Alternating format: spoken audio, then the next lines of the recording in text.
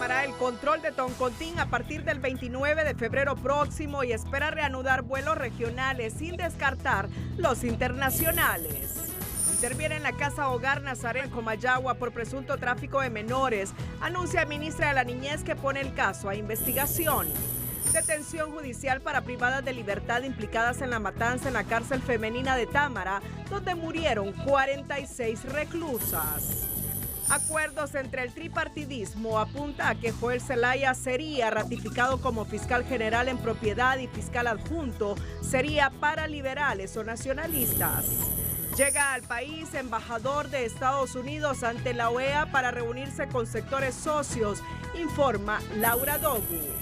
Asesor Manuel Zelaya condiciona diálogo con sector privado a aprobación de ley tributaria y Gibrín responde, los diálogos no se condicionan. Abogado público defensor del expresidente Hernández pide aplazar juicio de 90 a 180 días para empaparse mejor del caso, pues Castel aún no responde. Gobierno avanza en la habilitación de Ciudad Mateo, donde usará tecnología de punta para mitigar impacto ecológico en Cuenca, Guaserique. Este es su noticiero TN5 Estelar con Renato Álvarez y Cristina Rodríguez. Muy buenas noches, Honduras. Bienvenidos a la emisión de este viernes 26 de enero.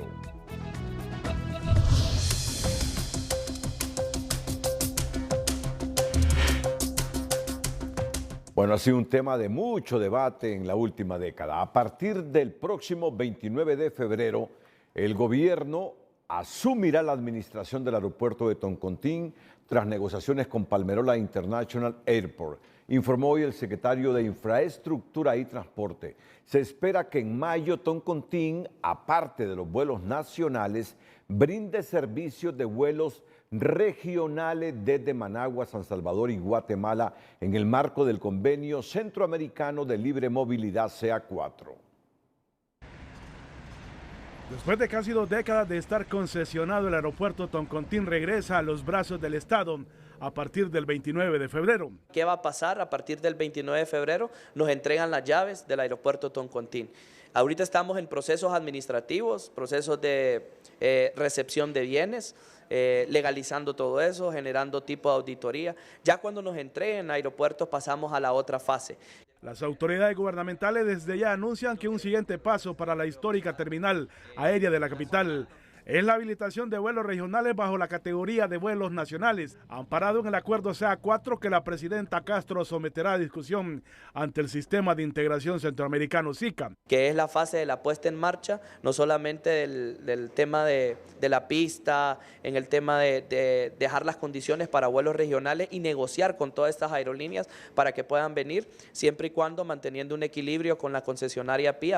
El CA4 busca que los vuelos entre Tegucigalpa, Managua, San Salvador y Guatemala se clasifiquen como vuelos nacionales. Según el contrato de concesión con Palmerola International Airport, el aeropuerto de Toncontín solo quedaría para vuelos nacionales durante los 35 años de operatividad del aeropuerto de Comayagua.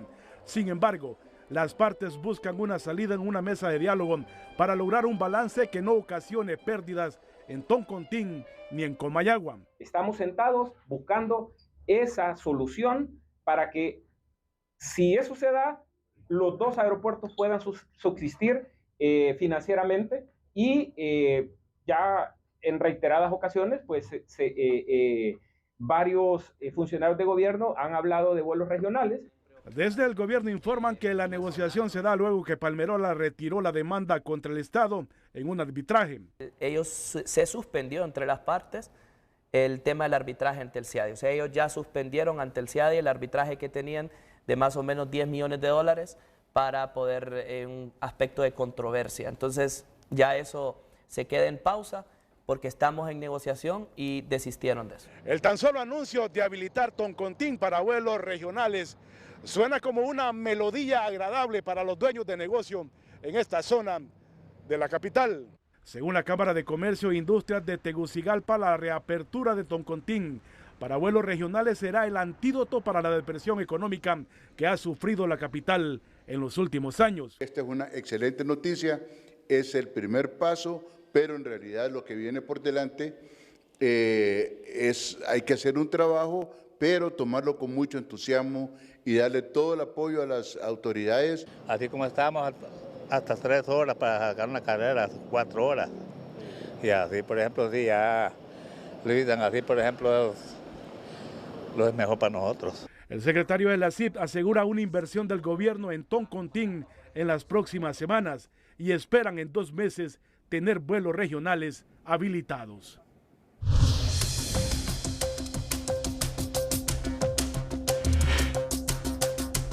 La llegada de turistas extranjeros incrementó en un 23% durante el 2023, alcanzando cifras que superaron las expectativas, según reportan las autoridades de la Secretaría de Turismo, y esperan que en esta temporada de Semana Santa se logre atraer más visitantes, sobre todo de los países centroamericanos, y también se aumente el turismo interno. Sobrepasamos los 2.300.000 visitantes, cifras récord tanto en crucero, en llegada de pasajeros por la vía aérea. Todo esto pues generó un crecimiento turístico esperado hasta cierto punto, pero que sobrepasó nuestras expectativas mismas. Hablamos de un 23% alcanzado al final del año en comparación con 2022. El funcionario consideró que durante la Semana Santa incrementarán las movilizaciones internas, lo que permitirá una derrama económica que reactivará el sector turístico. Carlos Bueso, gerente de la empresa nacional portuaria, aseguró que el puerto Enecan en San Lorenzo Valle está colapsado debido a la problemática en el canal de Panamá, por lo que pide al gobierno invertir en la ampliación de esta terminal. Yo le estaba diciendo a las autoridades centrales que había que hacer una inversión urgente en San Lorenzo, porque con los problemas que ha tenido Panamá, que está sin agua y solo están pasando 40 buques, toda la carga del oriente que va a la costa este de Estados Unidos y Europa, han visto la posibilidad, la única que hay real ahorita para atravesar esa carga es a través del canal seco. Pero Honduras se deviene en la obligación de ampliar lo que es los muelles a 150 metros por lado para tener 5 puntos de atraque. Dragar, que es la obra más urgente que hay que hacer, ampliación de los muelles. Bueso también se refirió a la supuesta denuncia de pago de viáticos sin justificación y malversación de caudales públicos en su administración y aseguró que esos casos son de la administración pasada y que el Ministerio Público puede investigar. Yo nunca he tenido ninguna denuncia de nadie, ahí no ha llegado el Ministerio Público. Llegó para investigar cuestiones del pasado que se hicieron en la empresa de una grúa que se llama Panseco, que se la robaron en la administración anterior, irregularidades de la administración anterior. La administración mía nunca ha sido investigada, pero yo entiendo de que los entes investigadores, si tienen que ir a investigar, tienen puertas abiertas para irlo a hacer. Ahí no ocultamos nada. Bueno, Carlos Bueso aseguró que su administración es transparente y que nunca ha tenido un proceso penal en su contra. El sector privado solicita a las autoridades del Ejecutivo y del Congreso Nacional ampliar la ley para la reactivación económica de la micro y pequeña empresa que estuvo vigente hasta el 2022, porque vendría a impulsar la formalización de muchas empresas y la generación de empleos. Es una ley para la reactivación de la micro y pequeña empresa, busca la formalización de los emprendimientos, la formalización de esas micro y pequeñas empresas y la no sujeción al pago de impuestos sobre renta durante los primeros 3 años, el 100%, y después por los próximos 2 años un 50%. O sea, esto es un alivio, son medidas de alivio. Molina explica que el 70% de las micro y pequeñas empresas fracasan en los primeros 3 años. Por lo tanto, la mayor parte de los emprendedores prefieren operar en la informalidad, donde se generan empleos de calidad y beneficios sociales para los trabajadores. Bueno, un problema fuerte que tiene Honduras. El secretario de Desarrollo Económico, Freddy Cerrato, reiteró que el gobierno no ha recibido ninguna comunicación oficial de México sobre el cierre de la frontera para el camarón hondureño. Por lo tanto, esperan que sean suficientes las notificaciones escritas enviadas a las autoridades de ese país para evitarlo. Pero si hacen oficial el bloqueo, enviarán una comitiva para abordar el tema. Comunicación oficial, entonces inmediatamente buscaríamos movilizarnos. Yo diría que tendríamos que ir a una comisión y tendríamos que reunirnos, pero no nos vamos a anticipar, ni tampoco estamos pensando nosotros en que vamos a entrar en una situación de orden judicial. No, esta es una cuestión que se debe corregir. Cerrato aseguró que Honduras no importa camarón de Ecuador para enviarlo a México, como alegan los productores mexicanos, y además indicó que el producto nacional está libre de enfermedades, ambos extremos que las autoridades mexicanas pueden comprobar. Los trabajadores del sector privado siguen a la espera del ajuste al salario mínimo que debió entrar en vigencia el 1 de enero, pero a menos de una semana para que termine este mes, los integrantes de la mesa negociadora no se han reunido y tampoco tienen fecha para iniciar la negociación del ajuste salarial, informaron representantes del sector privado y trabajadores. Hasta el momento no hay propuestas oficiales de ninguno de los sectores, pero los trabajadores han adelantado que esperan partir del 5.19% que cerró la inflación y que sea retroactivo del 1 de enero. El Minuto Financiero es presentado por Credi Elga Catracho de Cooperativa Elga, la cooperativa de Honduras. Cooperativa Elga. El sector asegurador reportó un crecimiento de 15% debido principalmente al incremento en la contratación de seguros de salud, automovilísticos, incendios y de deuda por un mayor aumento en la cartera de créditos del sistema financiero, pero a su vez incrementó el pago de primas por los siniestros ocurridos, según la directora de la Cámara Hondureña de Aseguradoras. % al cierre del 2023, motivado principalmente por los seguros de vida, los seguros de automóviles y los seguros de incendio, que es lo que usualmente se comercializa más en el país, ¿verdad? Y a nivel de los reclamos, se pagaron un poquito más de 7.000 millones de lempiras en reclamos a diciembre, principalmente también en estos ramos, ¿verdad? El pago de seguros por accidentes automovilísticos son los que han crecido con un 20% por el aumento al parque vehicular y el congestionamiento vial. Por lo tanto, autoridades y sector privado han analizado aplicar el pago de un seguro para accidentes de tránsito.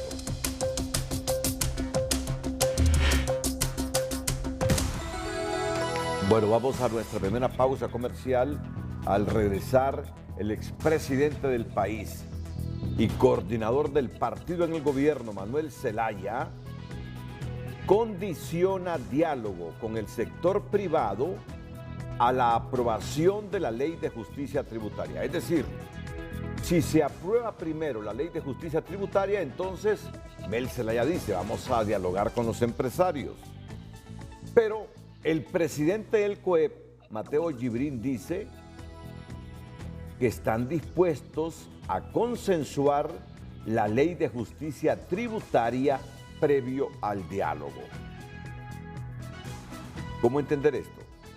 Mel Zelaya dice, dialogamos con los empresarios si primero se aprueba la ley de justicia tributaria.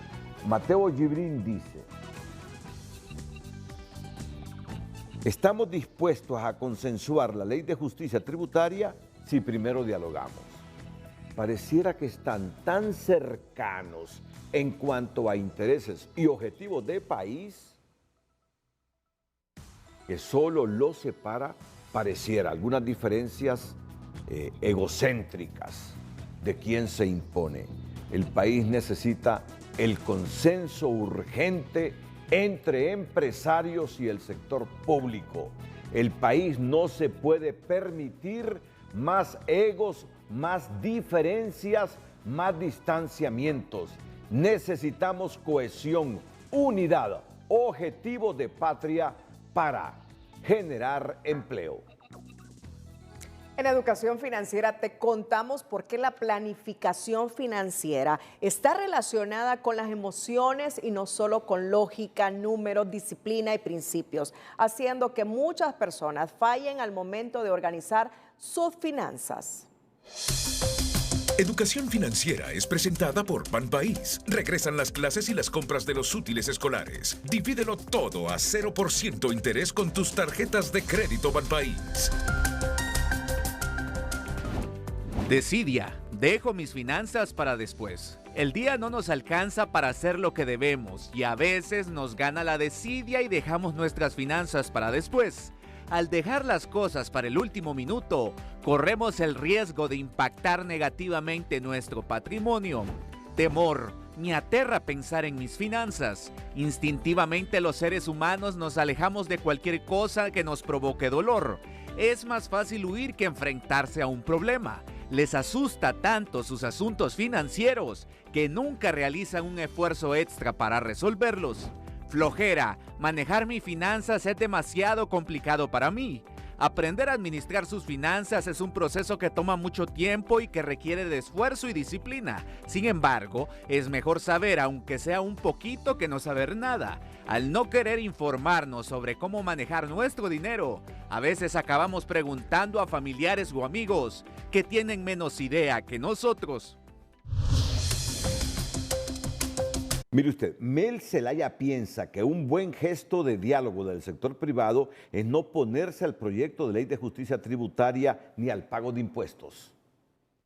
Bueno, yo creo que si lo hacen con buenas intenciones, deberían de permitir y no oponerse a la ley de energía, a la ley de justicia tributaria, a que los poderosos paguen impuestos, porque ellos están opuestos a todo eso. Entonces, ese sería el primer diálogo, una buena seña que dijera la empresa privada: queremos pagar impuestos, porque aquí hay empresarios honrados y hay empresarios con mucha capacidad productiva, pero ese sería un buen gesto de parte de ellos. Recientemente el Consejo Hondureño de la Empresa Privada dijo que está a la espera de que la presidenta Xiomara Castro remita una invitación para el diálogo al presidente del COEP, Mateo Yibrín. Los empresarios han propuesto un pacto por el empleo para evitar fuga de inversión nacional y extranjera que desemboca en pérdida de empleos y mayores flujos de migración. Mateo Yibrín, presidente de los empresarios, reiteró las más agobiantes necesidades en las que se debe enfocar el gobierno, porque no es desconocido el alto índice de desempleo que obliga a los jóvenes a abandonar el país. El sector empresarial no se opone a la ley de justicia tributaria siempre y cuando prime el diálogo sin condiciones entre las partes. El sector privado ha sido claro de que nosotros apoyamos cualquier reforma tributaria que sea bueno para traer inversión y empleo al país. Ahora, el gobierno tiene suficientes herramientas para parar los abusos hoy, no necesita una nueva ley. Así que hay que parar los abusos hoy. ¿Cómo se oponen ustedes a la ley de justicia tributaria? Creo que, como le dije, estamos dispuestos a hacer las reformas necesarias para el bien de Honduras. En ese sentido estamos abiertos. Yibrín valora el trabajo que se desarrolla en materia de infraestructura en los primeros 2 años, reconoce el olvido en el que han estado las carreteras que frenan el desarrollo de los pueblos. Para la exdirectora del Consejo Nacional de Inversiones, el proyecto de ley tributaria sigue siendo un freno para la inversión de capitales en el país por la incertidumbre que la rodea, pues mientras las reglas no estén claras al respecto, con o sin proyecto, el capital extranjero seguirá detenido, mientras en el sector privado insisten que el gobierno debe mostrar con cifras y datos cuál será el impacto que tendrá esta normativa en el país. Economía Hoy es presentada por Banco de Occidente. Abra hoy su cuenta de ahorros en Banco de Occidente, porque cuando se trata de sus proyectos, sabemos que para usted cada paso cuenta. Este año las expectativas para atraer inversión son más positivas, considera la exdirectora del Consejo Nacional de Inversiones. Sin embargo, advierte que el anteproyecto de ley de justicia tributaria sigue siendo el freno para los inversionistas extranjeros, que necesitan tener más claridad sobre los beneficios fiscales. Miro mucho más positivo este año para las inversiones y lo que tal vez es la piedra en el zapato, de veras, es esa ley de justicia tributaria. Tenemos que tomar decisiones sobre esa ley porque se necesita bajar esa incertidumbre sobre los incentivos fiscales a las inversiones. El vicepresidente del Congreso Nacional indicó que solo necesitan 65 votos, por lo tanto esperan que en este primer semestre aprueben esta ley. La ley de justicia tributaria se están haciendo las últimas fases del dictamen por parte de la comisión especial que fue nombrada y nosotros esperamos que en el transcurso del primer semestre de este año sea aprobada. No obstante, el sector privado reitera que el gobierno debe demostrar cuál es el impacto positivo o negativo que va a tener esta normativa en la economía. Por lo tanto, piden sentarse a dialogar. En ese sentido, el secretario de Desarrollo Económico dice que tiene claro que no tendrán resultados en la inversión y el empleo si continúa la confrontación. Por lo tanto, esperan conciliar en el Congreso Nacional y en el COEP.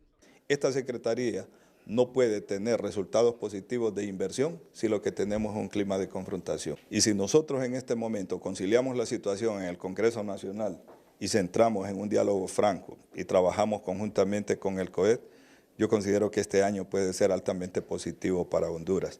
En el último año, la inversión extranjera sumó alrededor de $800 millones, la mayoría en reinversión de utilidades, una cifra insuficiente para generar los más de 100.000 empleos que se deberían crear en el país cada año. Atraer nueva inversión es clave para resolver el problema de empleo, ya que según estudios es la principal causa para que cada día más hondureños sigan migrando en busca de oportunidades. Sara Carranza, Telenoticias. Representantes de los movimientos populares de Honduras fueron críticos con el gobierno en los 2 primeros años.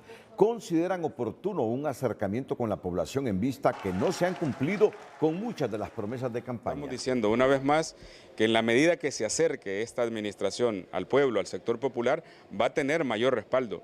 Pero desde este espacio del movimiento popular, el respaldo es un respaldo crítico. Es decir, no estamos cegados frente a una realidad que no favorece al proceso de transformación del país todavía. Estamos conscientes que el proceso, digamos, el nivel de profundidad de la crisis del país es tan grande que ocupa un tiempo para poder desarrollarlo, pero tienen que ir mostrándose las prioridades. El gobierno está en deuda en muchos sentidos. Campesinos han sido asesinados o siguen en peligro por reclamar sus derechos colectivos a la tierra, por defender el derecho al agua, a los bosques. Y lo más lamentable es que la actual administración conoce estos problemas y no actúa, expuso el representante del Movimiento Amplio, Víctor Fernández. Un hombre asociado a la justicia social de centro izquierda, previo a la elección última que ganó Xiomara Castro, muy ligado a Libre y a la izquierda hondureña, y hoy con alguna crítica fuerte al gobierno de Xiomara Castro. Este tipo de personalidades con sus críticas, porque han sido pro Libre, pro izquierda, merecen la reflexión del gobierno. No están satisfechos con la conducción y el rumbo que lleva el país. Peligra el banano hondureño por el cierre del 70% de las fincas de producción independiente y la crisis de las bananeras transnacionales. Honduras ha dejado de ser actualmente un país exportador y el mercado se alimenta en su mayoría del banano procedente de Guatemala.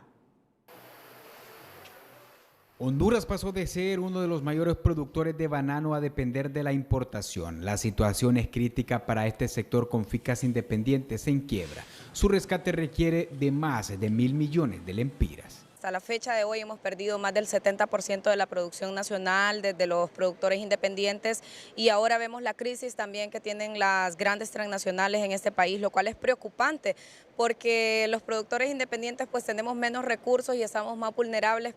Las invasiones es otro de los desafíos que no superan los dueños de fincas bananeras, por lo cual los dirigentes de movimientos afirman que la Comisión de Seguridad Agraria hasta la fecha es fallida.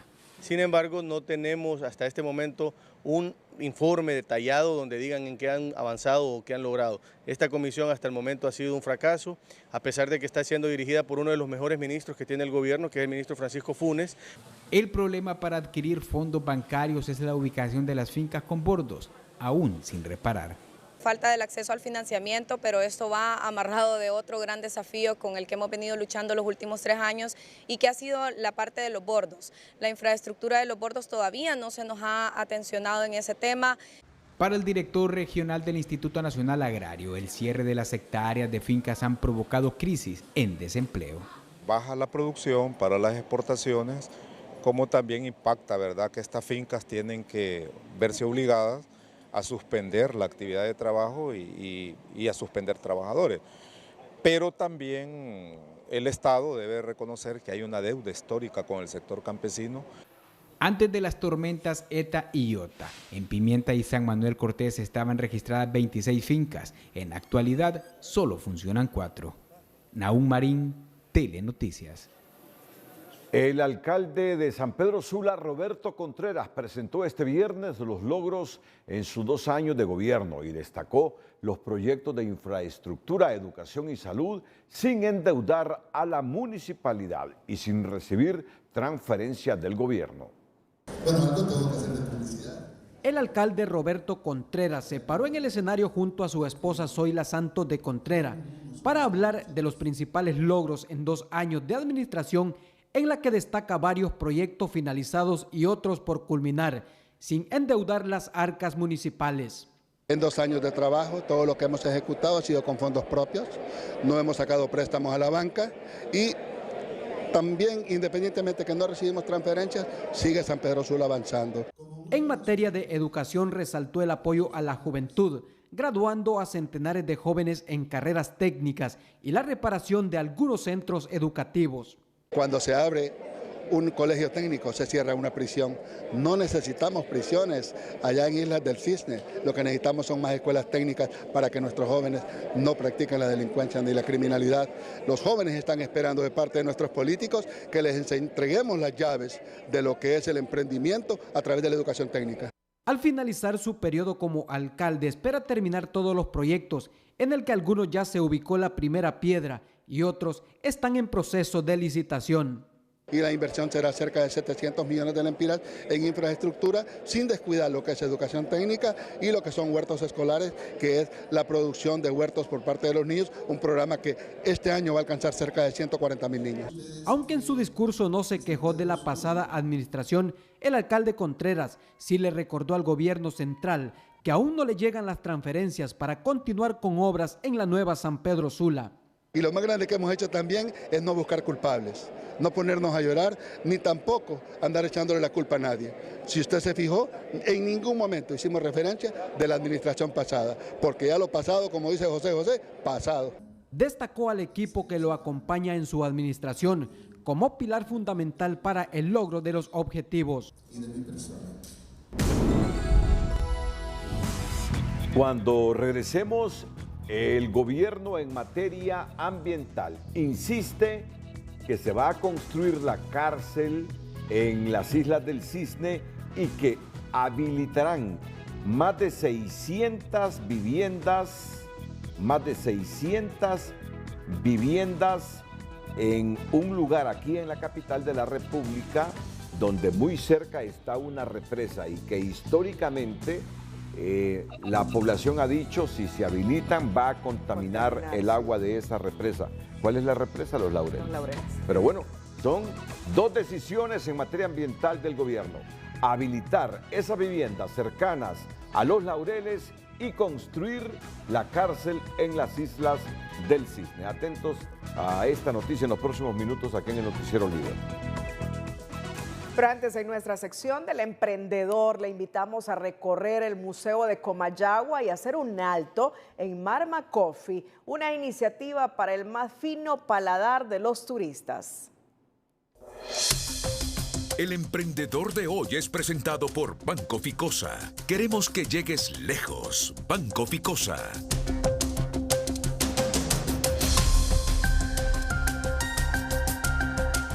Marma Coffee, un emprendimiento ubicado en el Museo de Comachagua para deleitar el paladar del turista que lo visita, con el rico aroma del café o con el refrescante jugo artesanal. Estamos en el Museo de Comayagua.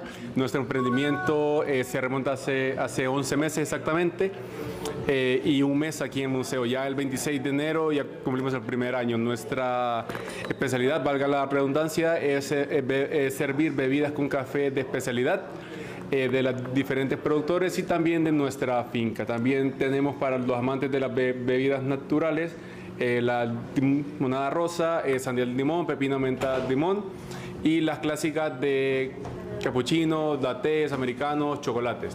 Además, Marma Coffee incursiona en la venta del grano molido en los departamentos cercanos a Comachagua. Ahorita estamos mandándolo a Tegucigalpa, San Pedro Sula y próximamente a Miami, pues ya tenemos un comprador allá en que los vamos a estar enviando.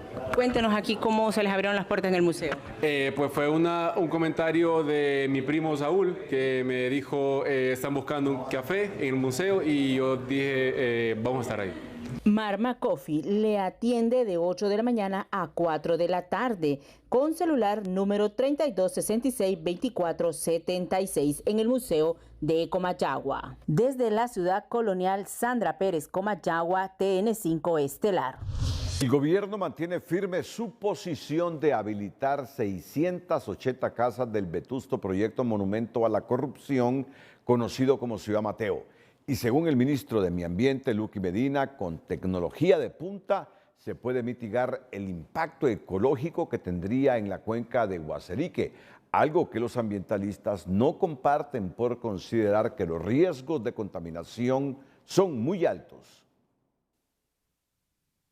La administración Castro le apuesta en serio al proyecto habitacional Ciudad Mateo con la habilitación de 680 viviendas. 680 viviendas serán rehabilitadas en esta primera fase, eso según la evaluación inicial desarrollada por el equipo especialista de infraestructura del INJUPA.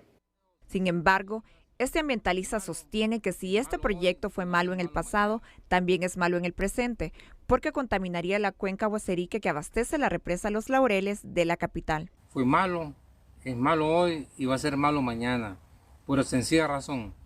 La producción de heces fecales, un promedio de 5 personas por vivienda, estamos hablando de 3.000 personas que van a tener que drenar esas aguas negras hacia el embalse.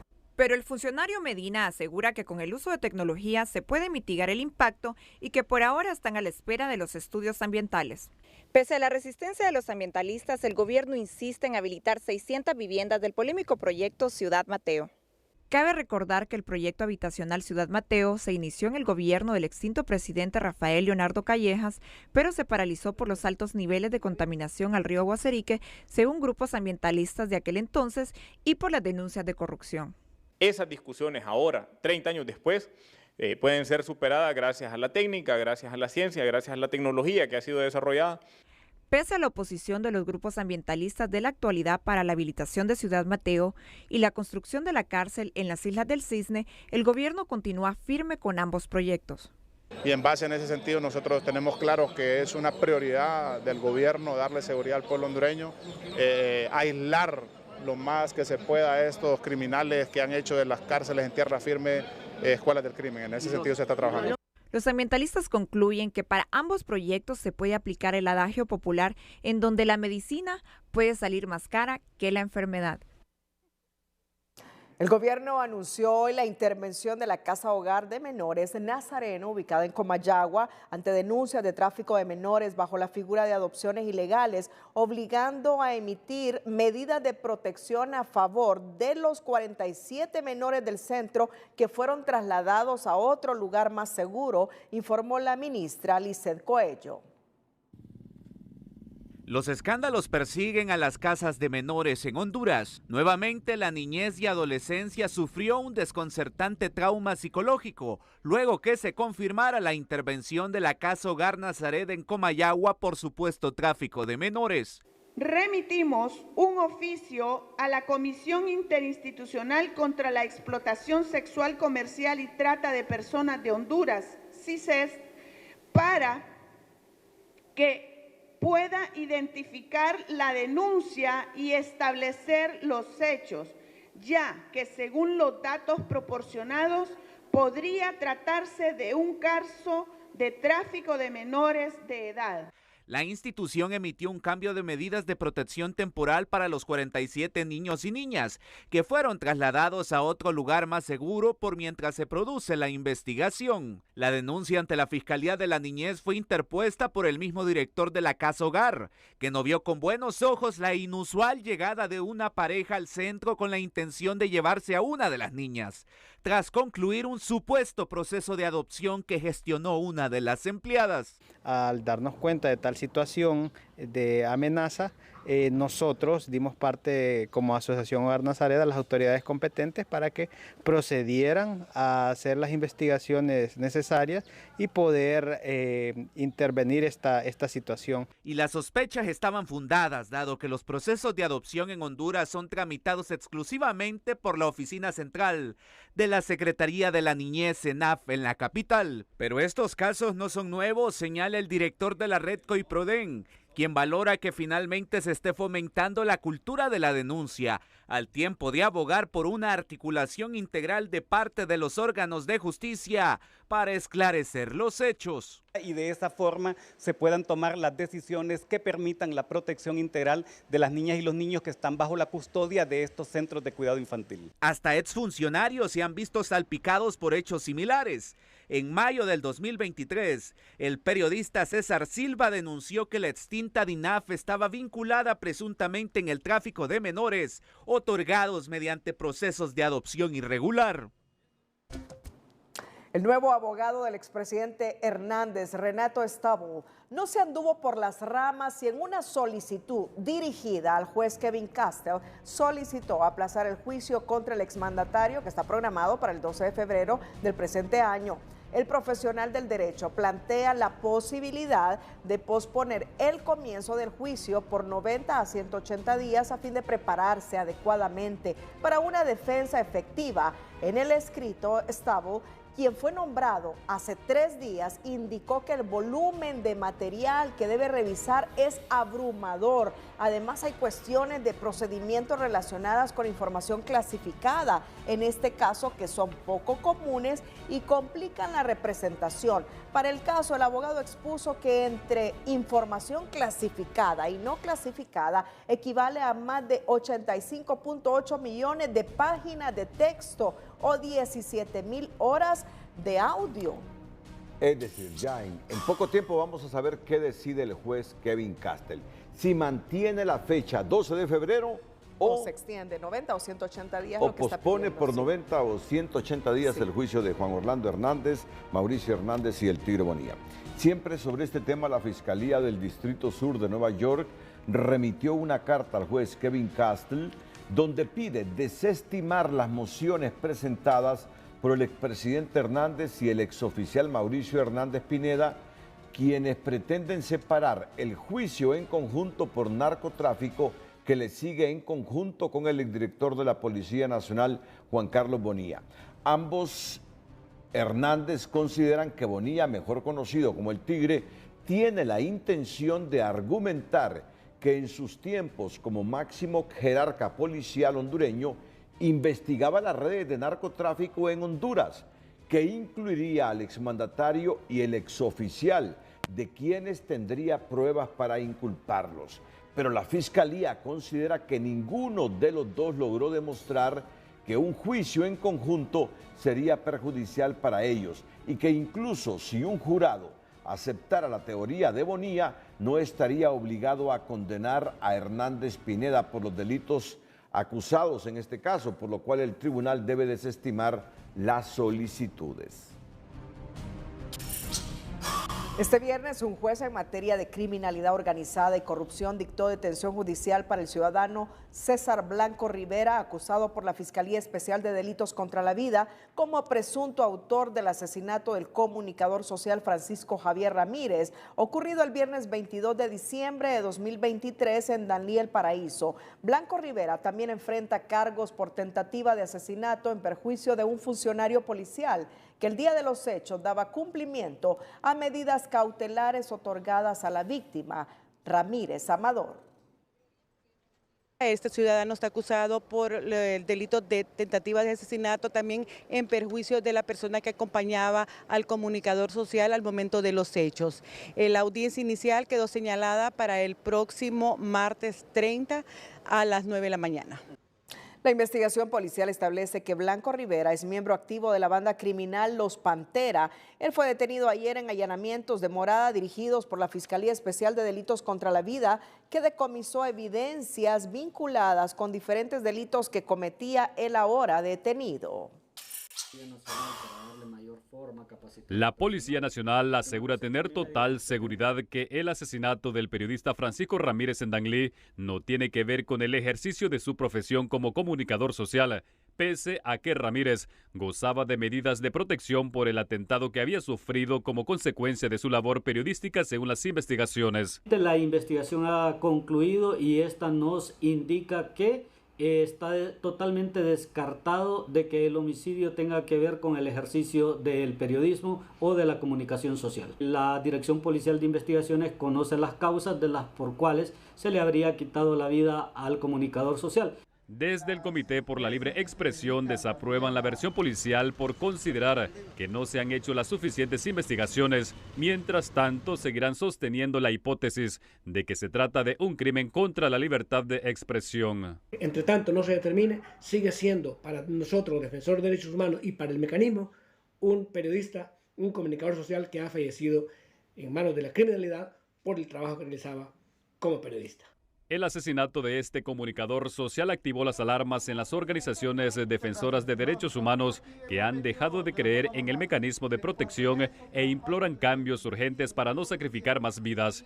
Y como parte de las salidas identifican trasladar el mecanismo a otras entidades como por ejemplo Gobernación, así como hacer reformas para evitar los abusos, ya que hay funcionarios con vehículos blindados y guardaespaldas pagados por el mecanismo que les fueron asignados cuando eran oposición, pero que ahora en el poder tienen garantizada la seguridad con el presupuesto de las instituciones que dirigen. Un análisis de riesgo para establecer si las causas que motivan la protección o las medidas han desaparecido o han incrementado, pero no podemos dar medidas ad perpetuum porque no resuelve el problema. Secretaría de Derechos Humanos, esta secretaría debería desaparecer, pero trasladando el personal y el mecanismo de protección, poniéndolo, digamos, a funcionar en el Ministerio de Gobernación y Justicia o en el Comisionado Nacional de Protección de Derechos Humanos. Bajo este mismo mecanismo de protección cuestionado por defensores humanitarios, se mantienen 31 periodistas y comunicadores sociales, mientras que una cantidad similar abandonó el país por temor a ser asesinados. El Ministerio Público, a través de la Fiscalía Regional de Danlí, presentó este viernes en audiencia de declaración de imputado a 3 funcionarios activos de la Policía Nacional, para quienes obtuvo la medida de detención judicial por los delitos de robo agravado, abuso de autoridad, intimidación agravada, asociación para delinquir y violación a deberes de los funcionarios. Los acusados son Wilfredo Castillo, Roger Barahona y José Valerio, quienes según la investigación cometieron los ilícitos en perjuicio de una cooperativa en la ciudad de Danlí. El juez agendó la audiencia inicial para el miércoles 31 de enero a las 8:30 de la mañana. Bueno, más detenciones a policías. Detención judicial a 3 policías en Danlí por delitos de robo agravado. En San Pedro Sula, otros policías. Da la impresión que los policías no le temen al Estado. Mira, esa es una distorsión. La policía debe ser autocrítica. ¿Por qué oficiales y agentes activos no temen delinquir? No le temen al Estado, no le temen a la autoridad, no le temen a la propia institución, no le temen a la justicia hondureña. Eso hay que reflexionarlo y el Estado lo debe reflexionar. ¿Qué clase de policías estamos contratando o preparando? Están delinquiendo y sabiendo que está en una permanente depuración la policía. Y si siguen delinquiendo es que desafían al Estado, desafían a la autoridad. No le tienen miedo a la institución, no le tienen miedo al Estado de Honduras. Eso es para reflexionar. Eso es para reflexionar tanto policía que está siendo imputado de cometer ilícitos.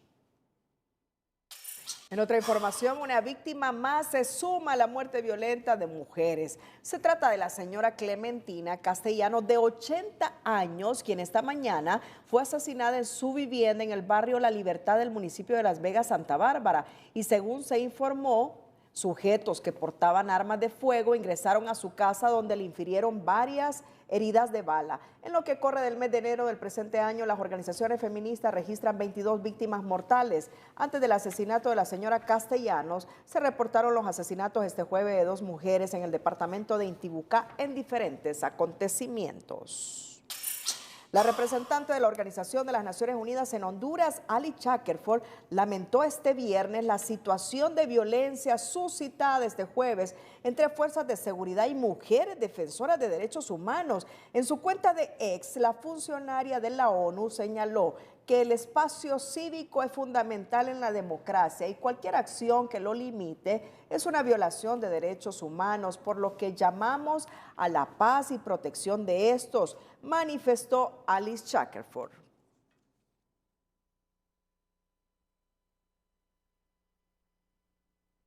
Bajo estrictas medidas de seguridad se desarrolló este día la audiencia de declaración de imputado en contra de 9 privadas de libertad implicadas en la masacre de 46 reclusas en la cárcel femenina de Támara. El juez dictó detención judicial y señaló audiencia virtual para el miércoles 31 de enero por el delito de asesinato. Las organizaciones de mujeres piden que esta audiencia no sea un distractor para detener la investigación sobre el uso de armas oficiales de la Policía Nacional en ese crimen. Bajo fuerte resguardo militar y policial en exteriores del Juzgado de Criminalidad Organizada y Corrupción, se desarrolló audiencia de imputado para 9 privadas de libertad de la pandilla 18, acusadas por el crimen de 46 mujeres que guardaban prisión en la Penitenciaría Nacional Femenina de Adaptación Social. Así resolvió el juez. Estas ciudadanas quedaron con la medida de detención judicial. La audiencia inicial quedó señalada para el próximo martes 30 de enero a las 9 de la mañana. La audiencia inicial va a ser bajo la modalidad virtual, o sea que las reclusas no van a ser trasladadas a esta judicatura, sino que se va a hacer bajo la modalidad virtual. Organizaciones feministas saludan la primera respuesta judicial, pero centran su atención en la investigación sobre las armas y en los responsables de su ingreso para facilitar la masacre de privadas de libertad bajo custodia del Estado. Obviamente las armas no caminan solas. Las armas debe haber alguien que las ingresa, alguien que está en esa cadena entre el exterior y el interior de un centro penitenciario. ¿Y a qué sirve y a qué responde? ¿A qué intereses responde? Porque bien claro tenemos que no responde a los intereses del Estado en la protección de los derechos, en la exigibilidad de los derechos que todo ser humano tiene. La audiencia inicial para las 9 acusadas de la pandilla 18 será bajo la modalidad virtual el martes 30 del presente mes para evitar, según las autoridades, el cierre de áreas adyacentes al circuito judicial. Hoy el tráfico vehicular fue restringido mientras se realizaba la audiencia. Someter a la justicia a las personas que son autores materiales es un paso importante, definitivamente que sí es un paso importante, pero necesitamos saber quién ordenó esas masacres, cuáles fueron las fallas institucionales que permitieron que ingresaran armas de grueso calibre en las cárceles, qué falló en la seguridad para proteger a las privadas de libertad. El Ministerio Público ha revelado que la acusación para estas 9 privadas de libertad es el primer paso y que ampliará requerimiento fiscal a más personas investigadas por este caso. Autoridades del Comisionado Nacional de los Derechos Humanos informaron que investigan las denuncias de algunos ciudadanos hondureños en contra del Sistema Nacional de Emergencia 911 y aseguraron que en caso de existir negligencia o dolo por parte de funcionarios al no atender una llamada, el caso será remitido al Ministerio Público. Para nosotros como Institución Nacional de Derechos Humanos consideramos que es importante que las autoridades del Poder Ejecutivo tomen cartas en el asunto y doten de los medios necesarios para que este tipo de digamos, instituciones que son creadas para atender emergencias puedan dar una respuesta real y efectiva al momento en que las personas llaman para solicitar una ayuda a las autoridades del Estado. López detalló que en los últimos meses en el CONADE han atendido varias quejas sobre el sistema 911 por temas laborales y por su falta de accionar en casos que ameritan acción inmediata porque está en riesgo la integridad física y vida de las personas. Bueno, vamos a anticiparles que en unos minutos tendremos declaraciones del obispo Lenihan, que llama a los feligreses y ciudadanía a evento de socialización de ley contra la ideología de género el próximo 10 de febrero. Ya en unos minutos tendremos los detalles de esta noticia aquí en el noticiero Líder de Honduras. Pero antes, la embajadora de los Estados Unidos, acreditada en Honduras, Laura Dogu, dio la bienvenida este viernes al representante permanente de Estados Unidos ante la Organización de los Estados Americanos y coordinador nacional de Cumbres de los Estados Unidos, Frank Mora. A través de sus redes sociales, Dogu publicó, esperamos con entusiasmo, su llegada para sostener conversaciones fructíferas con nuestros valiosos socios en este hermoso país, posteó la funcionaria estadounidense. Pero hace unos minutos, la embajadora Laura Dogu ya nos actualiza la información. Gracias, ministro Enrique Reina, por conversar con el embajador Mora sobre la importancia de América Latina para Honduras, las prioridades compartidas y el fortalecimiento de nuestra relación bilateral.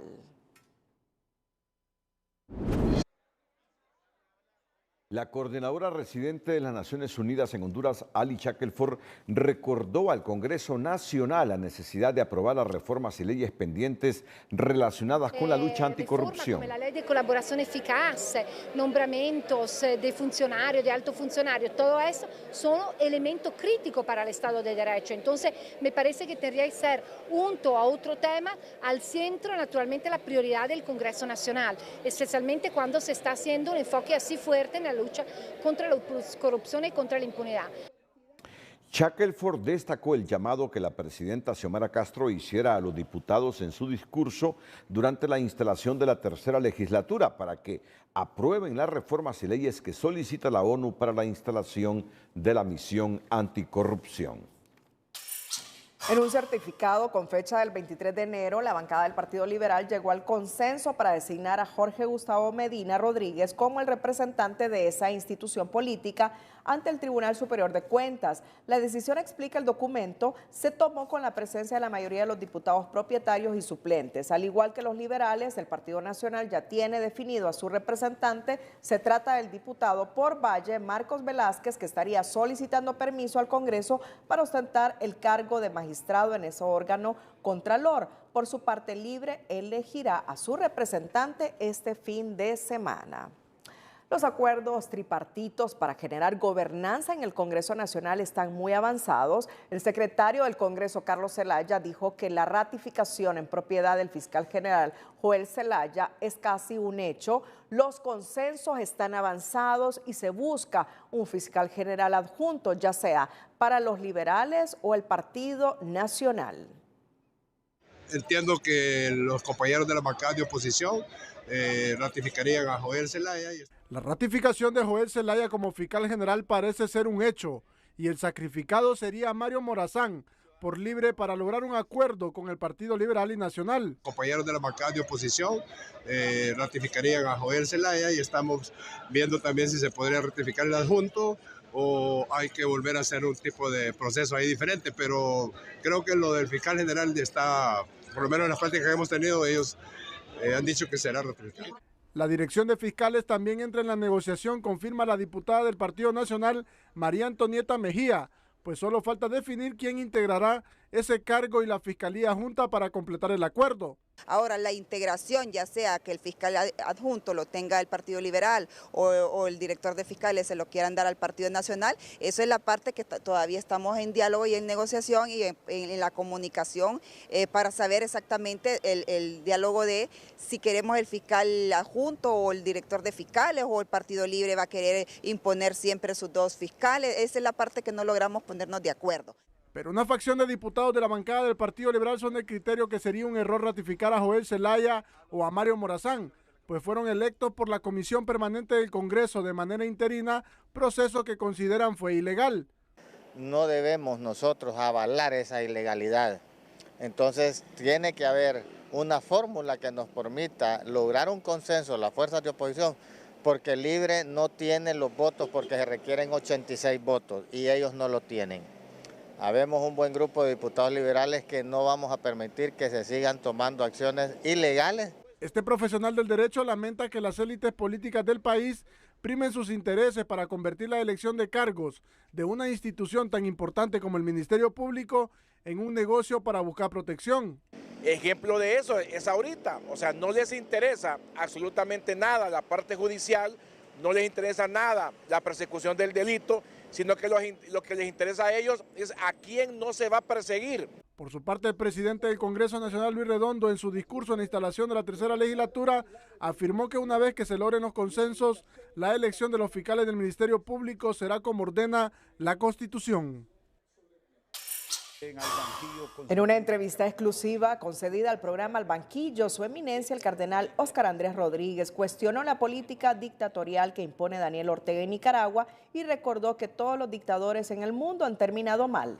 En primer lugar, la soberbia ciega a las personas. Y cuando la persona se siente Dios, entonces pierde la visión de la realidad. ¿Qué va a pasar? No se dan cuenta que van en una caída libre y no se dan cuenta que habiendo tocado a las instituciones religiosas, no tienen retroceso, van a terminar muy mal. No hay un solo dictador en el mundo que haya terminado bien. En relación a la instalación de la Sisi en Honduras, el cardenal Rodríguez afirmó que es una vergüenza que se tenga que pedir un organismo internacional, porque eso significa que la justicia en Honduras no funciona.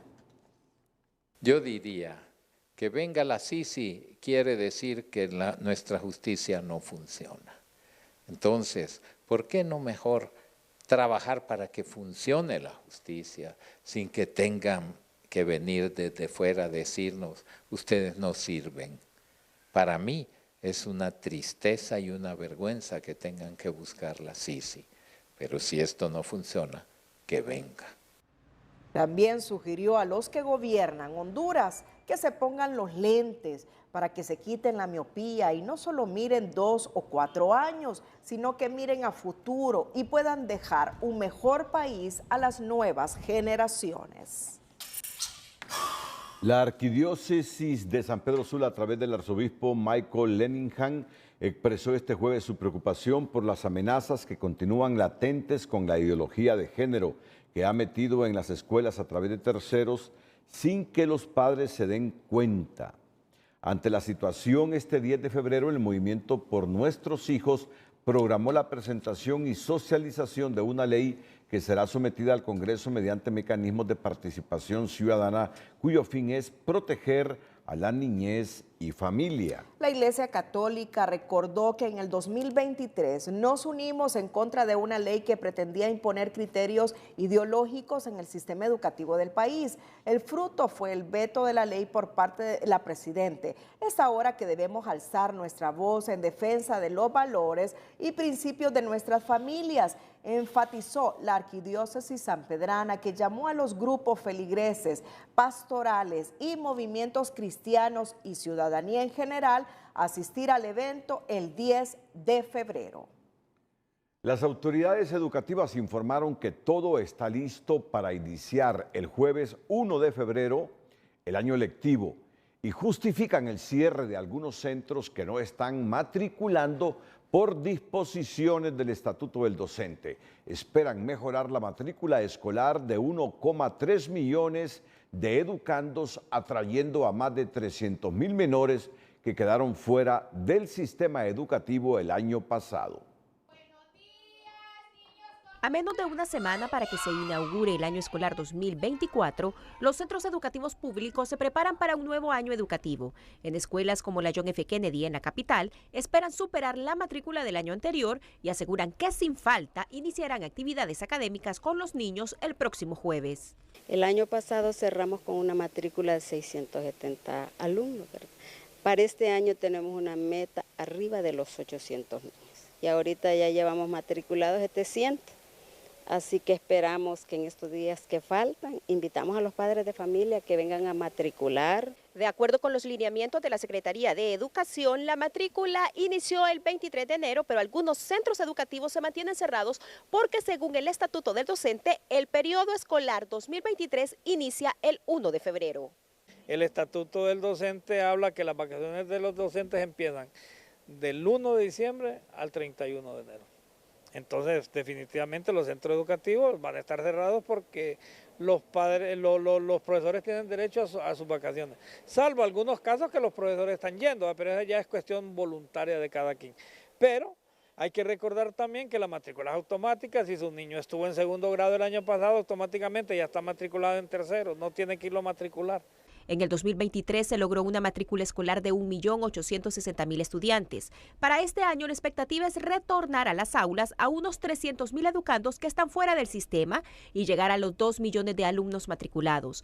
Pero eso solo será posible con el total compromiso de los docentes y padres de familia. Tenemos que tener los centros educativos abiertos para que los padres de familia y los alumnos lleguen al centro educativo a hacer la matrícula. Tenemos que aclarar. Nos parece que los lineamientos están correctos, que en este momento está en pleno apogeo la matrícula y es lamentable que un centro educativo esté, digamos, cerrado y que le quite la oportunidad a los padres de familia o a los estudiantes que hagan la matrícula. De acuerdo con Cáceres, las reglas para el proceso de matrícula e inicio del periodo escolar están claras y es lamentable que muchos padres de familia lleguen a algunos centros educativos a matricular a sus hijos, pero los encuentren cerrados. Mientras tanto, las autoridades destacan que trabajan para mejorar la oferta académica de algunos grados y aseguran una matrícula completamente gratis. Gabriela Lobo, Telenoticias. Hola, ¿qué tal? La crisis climática verdaderamente preocupa. Miren lo que pasa en Sudamérica, en Minas Gerais, Brasil. Están con unas inundaciones extremas por doquier y la gente sale nadando de sus casas. Es una inundación extraordinaria en esta parte del mundo. Mientras en un país de primer mundo como España no tienen agua algunas comunidades ni siquiera para lavar la ropa. Así está de seria la crisis en España, en varios sectores donde no llueve desde hace muchos meses. Una corriente de bajo nivel continuará determinando las condiciones meteorológicas sobre el territorio hondureño y centroamericano para este fin de semana. Solo al final de la jornada sabatina esperamos algunos chubascos en horas de la noche sobre Santa Bárbara y algunos puntos de Cortés, chubascos dispersos, es posible que alcancen Comayagua. Para el día domingo la condición cambia y algunas lluvias van a aparecer sobre el departamento de Cortés hacia horas de la noche, principalmente con el acercamiento de un frente frío. Se mantiene esta corriente, repito, del este, pero para las horas de la madrugada de lunes el frente frío desciende y llega a nuestro territorio y va a dejar arriba de 50 milímetros de precipitación acumulado a lo largo de la costa, mientras el oleaje que va tirando a normal para esta jornada de sábado y domingo en el litoral caribe, pues nuevamente para el día lunes se van a agitar las aguas y tendremos hasta casi 3 metros de altura en el oleaje. Así que, por favor, ir razonando sobre ello y tomando precauciones. Esta es justamente la imagen con la que me despido. Así llegará el frente y esta es la cantidad de lluvia que precipitará en el noroccidente del país, pero principalmente más enfocado hacia la costa norte. Cuídense mucho, siempre les queremos como televidentes y no como noticia. Que tengan un buen fin de semana.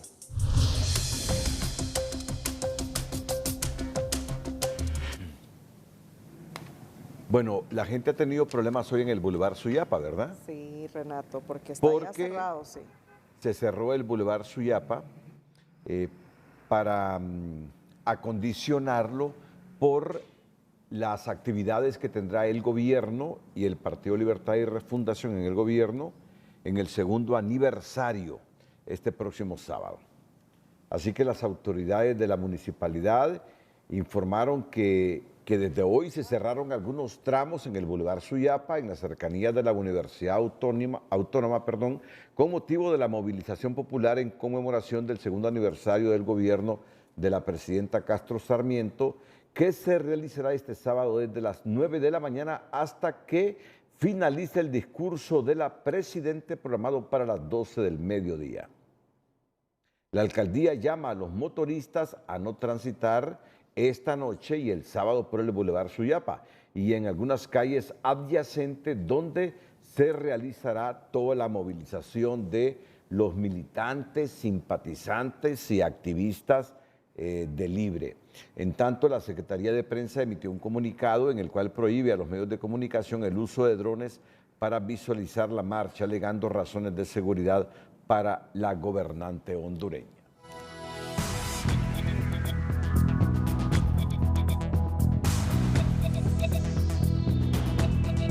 Cerramos la emisión estelar. Gracias a todos por su fiel sintonía. Feliz noche.